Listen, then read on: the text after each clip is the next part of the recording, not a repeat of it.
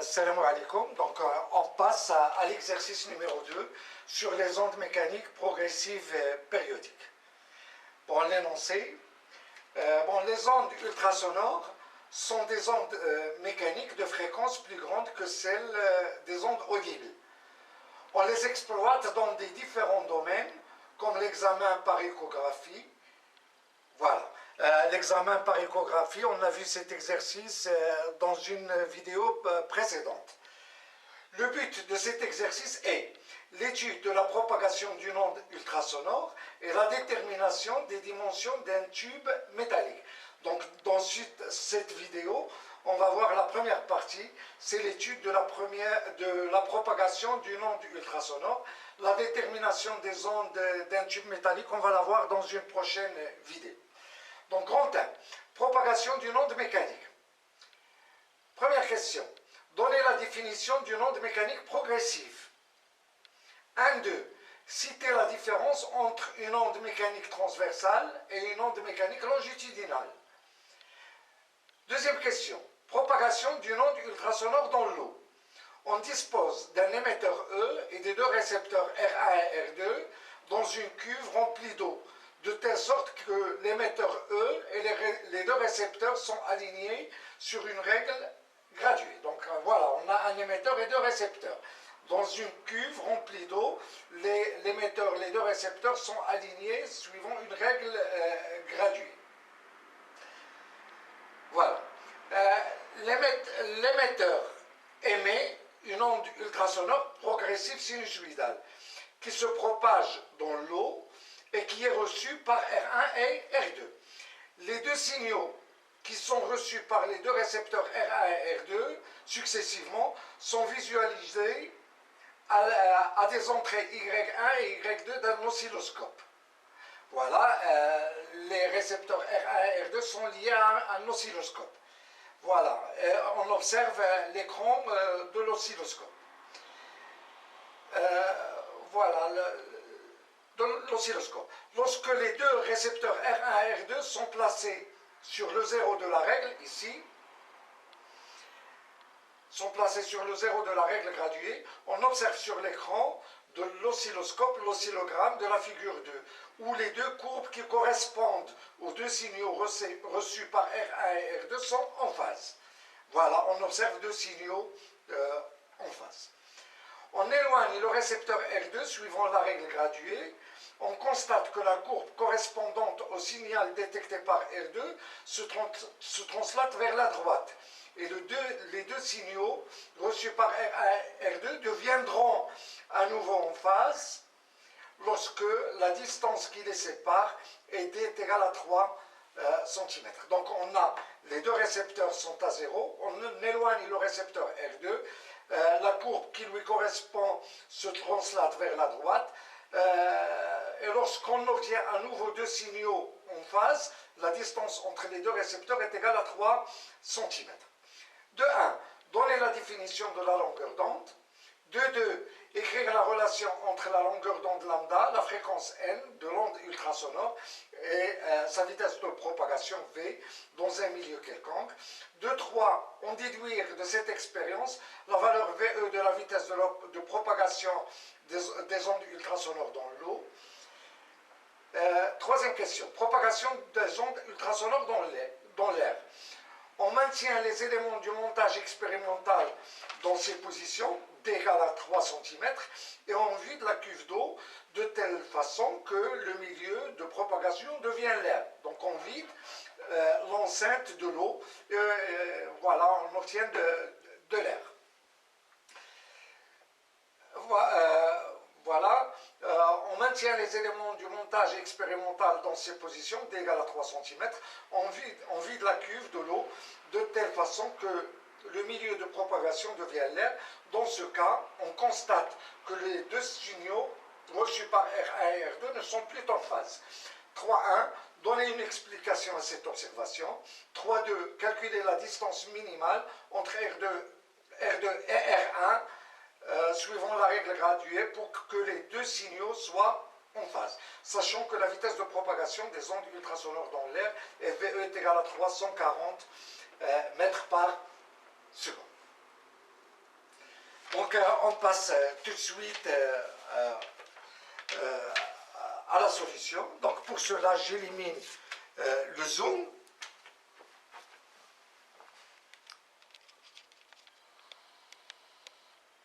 Voilà.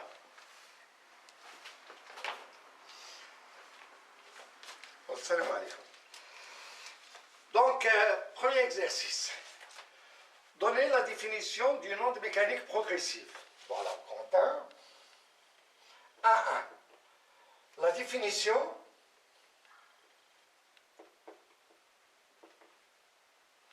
d'une onde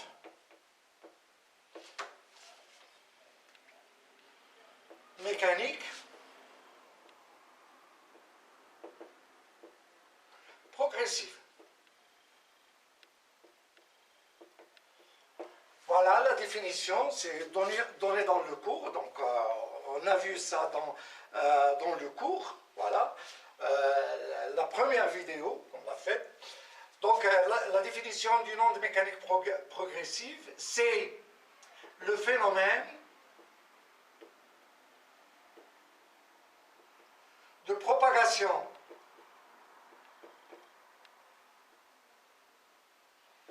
d'une perturbation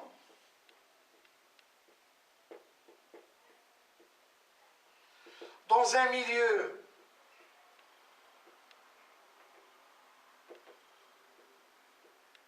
matériel élastique sans transport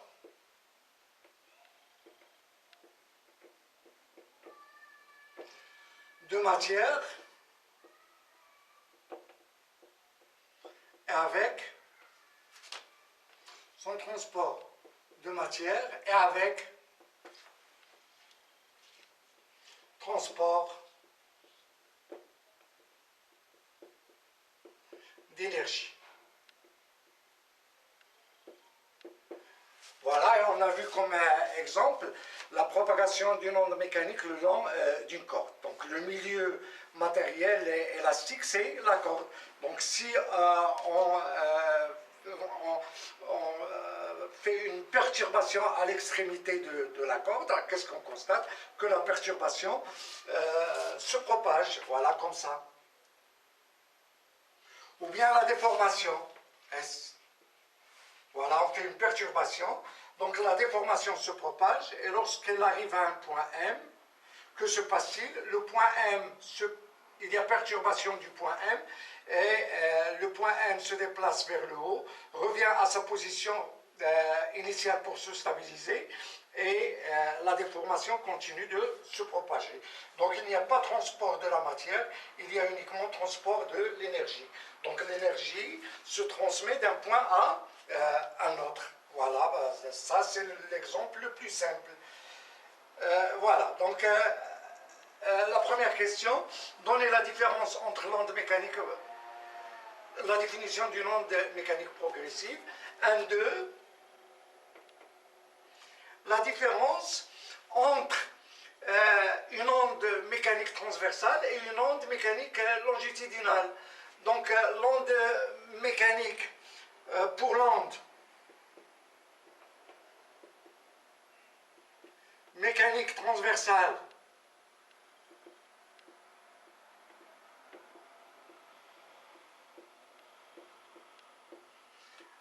la perturbation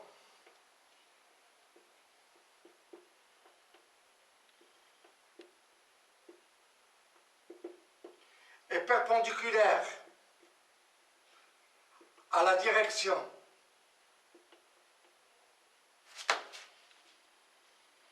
de la propagation.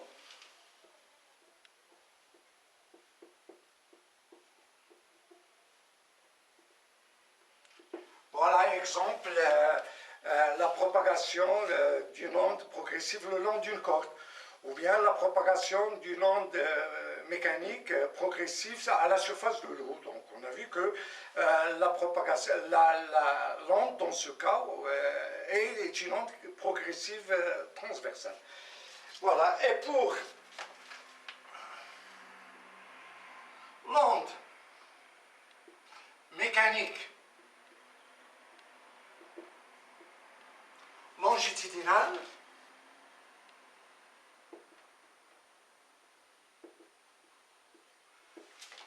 la perturbation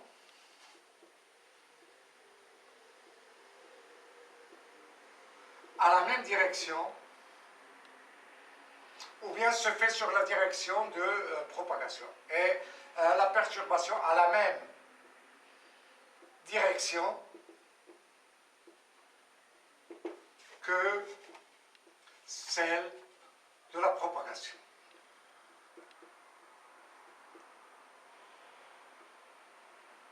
Donc prenons comme exemple la propagation d'une onde mécanique le long d'un ressort. Voilà un ressort. Aspect non jointif.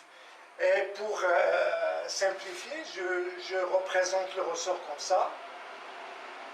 Voilà les spires. Qu'est-ce qu'on fait? On comprime quelques spires et on les relâche. Voilà, voilà ça, ce sont les spires. On les comprime. Et lorsqu'on les relâche, voilà, là il y a une déformation. Qu'est-ce qu'on constate?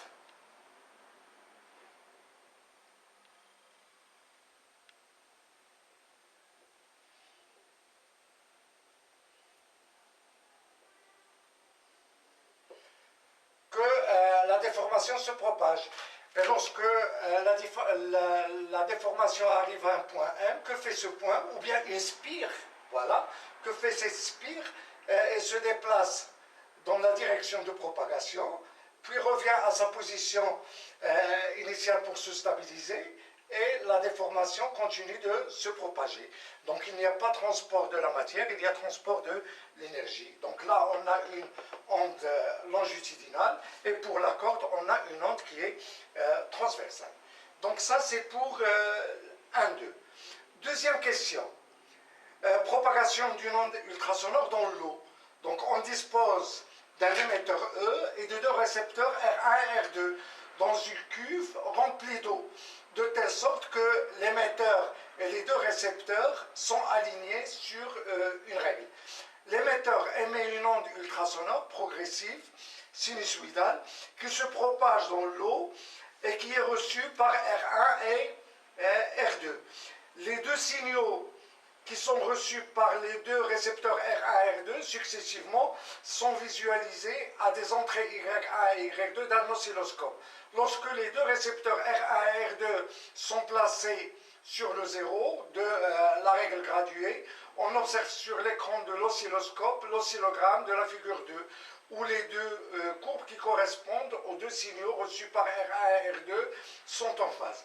On éloigne le récepteur R2 suivant la règle graduée, on constate que la courbe correspondante au signal détecté par R2 se translate vers la droite et que les deux signaux reçus par R1 et R2 deviendront à nouveau en phase lorsque la distance qui les sépare était égale à 3 cm.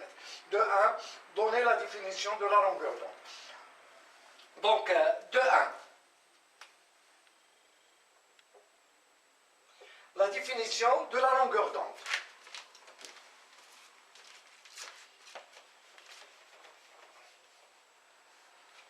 Donc, de 1. La définition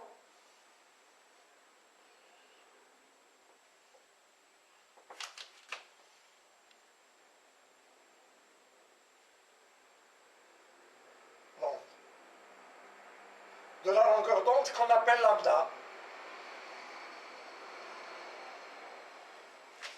Donc la longueur d'onde, c'est quoi? Eh bien, c'est la distance parcourue par l'onde lorsque la source de l'onde effectue une période temporelle. Donc lorsque, si on a par exemple une onde progressive transversale, lorsque la source fait une période, voilà, une période temporelle, l'onde se propage d'une longueur, d'une distance qui est égale à la longueur d'onde. Donc la longueur d'onde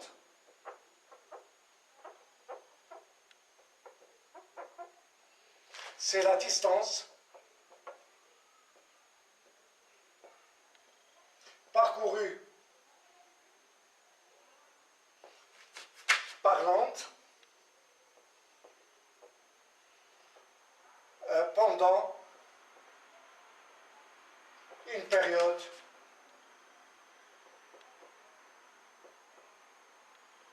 temporelle.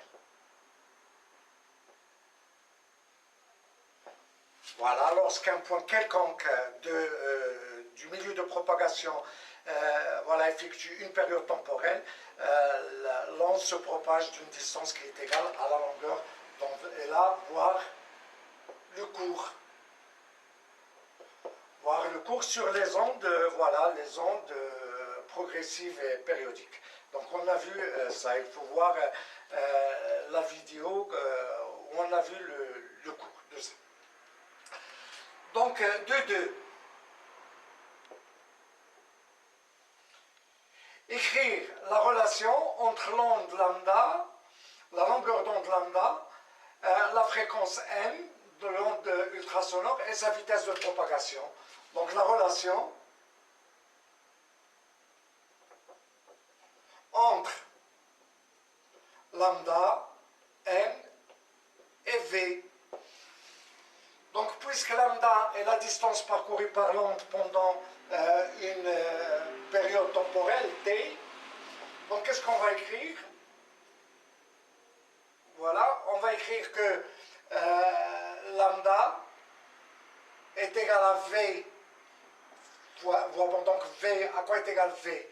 V est égal à lambda sur t, puisque n est égal à 1 sur t, donc ceci implique que v est égal à lambda n. Voilà, ça c'est la relation entre lambda, n et v. Lambda c'est en mètres, dans le système international des unités, la fréquence c'est en hertz, et v c'est en mètres par seconde. Voilà, 3.2. 3.2, ou bien 2.3. On déduire de cette expérience la valeur de VE, la vitesse de propagation des ondes ultrasonores dans l'eau. Donc pour ça, je vais refaire le zoom encore une fois.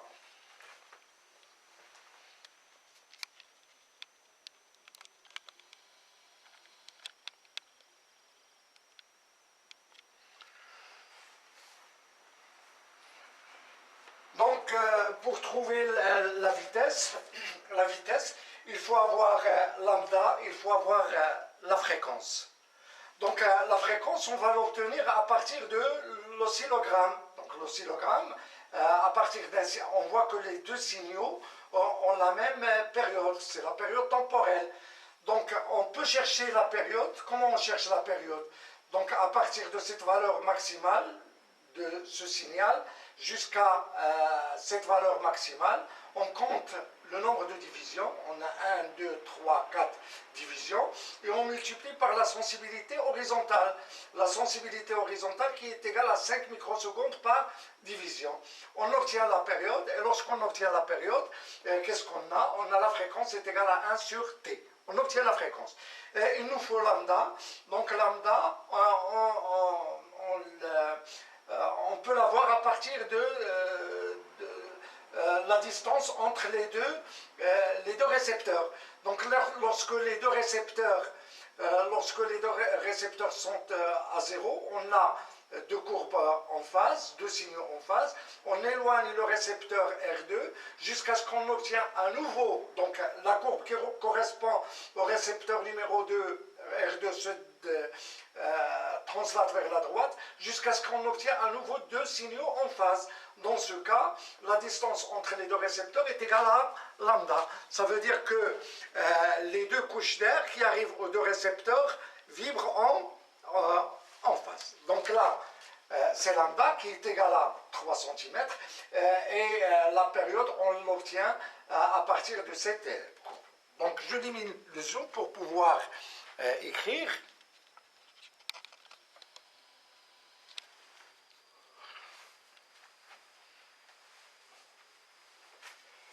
Voilà, donc 2, 3.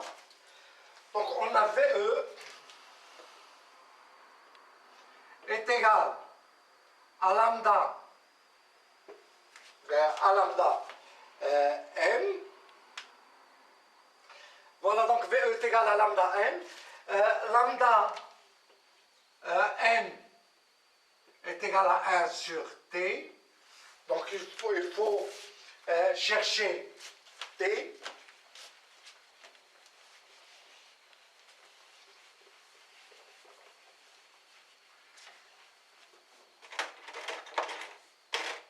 Donc on a T est égal, la sensibilité horizontale, c'est 5 microsecondes par division, multiplié par 4 divisions, et on obtient T est égal à 20 microsecondes. Voilà, donc M est égal à 1 sur T,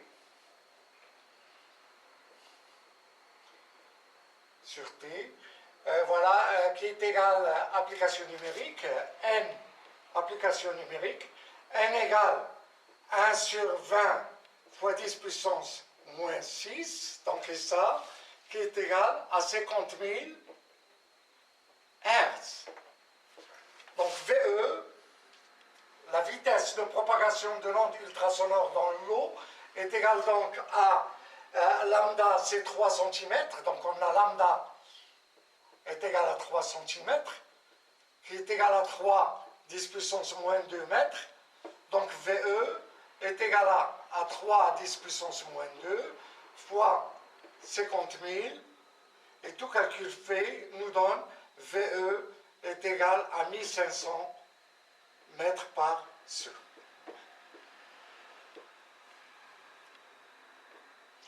Bon, troisième question. Bon, troisième question, propagation des ondes ultrasonores dans l'air.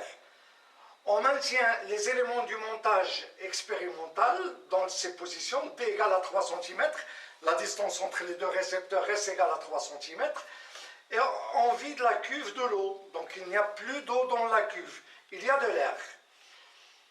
Voilà, de telle façon que le milieu de propagation devient l'air. Dans ce cas, on constate que les deux signaux reçus par R1 et R2 ne sont plus en phase. Donnez une explication à cette observation. Donc la seule explication, c'est que la distance, puisque les deux courbes ne sont pas en phase, ça veut dire que la distance entre les deux récepteurs n'est pas égale à K lambda, n'est pas égale à un nombre entier multiplié par lambda. Donc, l'explication 3.1, l'explication, c'est que D est différent de K lambda A. Lambda A, c'est quoi? C'est la longueur d'onde de l'onde ultrasonore dans l'air. Voilà. Donc K lambda A, puisque lorsque l'onde change de milieu, la longueur d'onde change aussi. Donc D est égal à K. Par contre, la fréquence reste la même. Donc D différent de K lambda A. C'est la seule explication. Donc 3.2. Voilà, calculer la distance minimale entre R2 et R1 suivant la règle pour que les deux signaux soient en phase, sachant que la vitesse de propagation des ondes du ultrasonore dans l'air est VA égale à 340 mètres par seconde.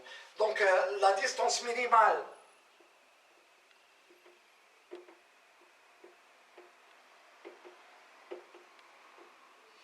pour avoir